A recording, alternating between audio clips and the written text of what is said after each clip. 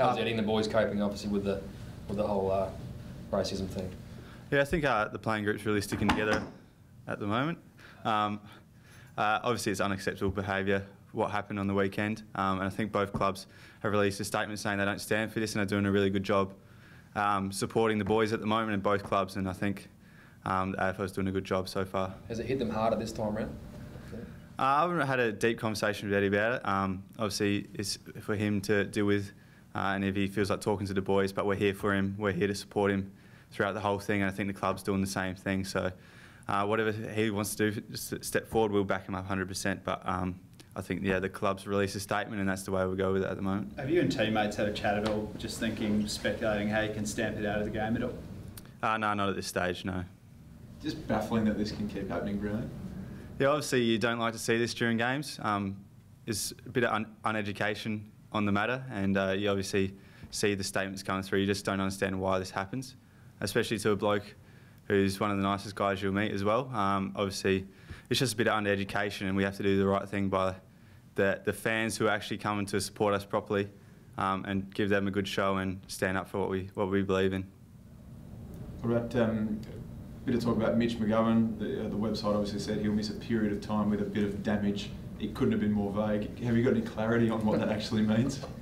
No, I haven't heard too much. I think he got scans yesterday, so obviously it's not great news to begin with, and obviously he's going to be pretty disappointed that he'll miss a little bit of footy at the moment. But we have blokes that will step up in his place, and we know we have trust in that group coming through, so I think we'll be right. In saying that, if Jenkins is out and McGovern's out, there's two key forwards, the blokes stepping up, who are they? Yeah, well, we're not sure about Jenkins as of yet. He could be a chance this week. He's still got to get through training tomorrow and see how he feels, so I can't make any comments on Jenkins. But McGovern's, we have blokes in the SANFL still playing really well, so Menzel was laid out a couple of weeks ago, and he's done a really good job in the SANFL down there. And we have the upcoming new players as well who are really pushing hard for the selection, so it's going to be hard in the match committee this week. There's a lot of players performing well, which is what you want. You say you've got players to cover Mitch, but how much of a loss is he really? Yeah, obviously he brings a lot to our team. He's got real energy and he's real explosive as well. But you see players in the SANFL. I think Menzel was a good one. He's really explosive as well. And then we have Jonathan Beach who can do that as well. He's a real lead-up player, hits the packs hard. So we have a lot of players who are that type of player.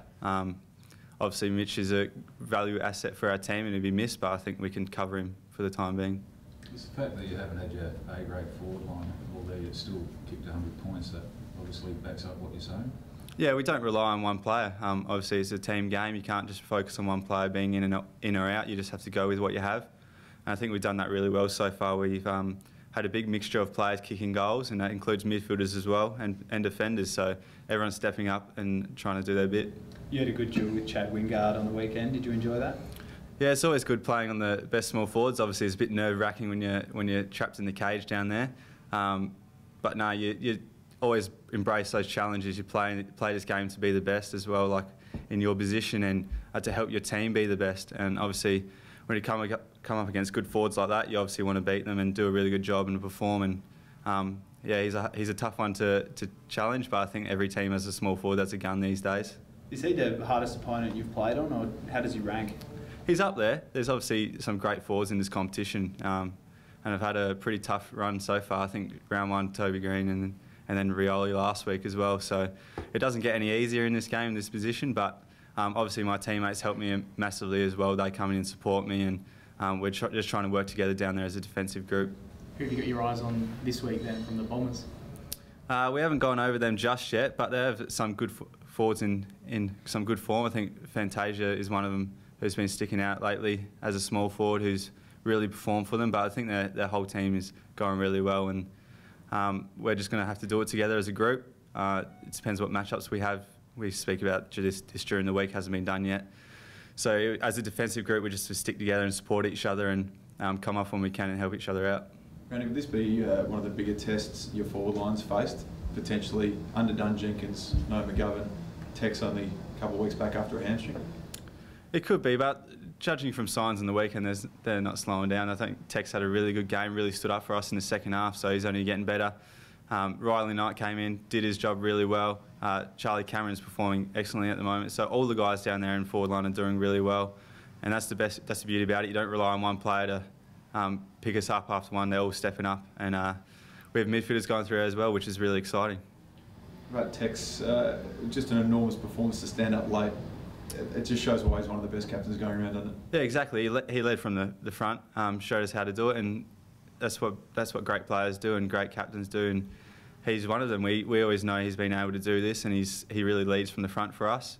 I guess it just sort of came through with goals he kicked on the weekend, but he does the things off the ball as well to help his teammates get in the play.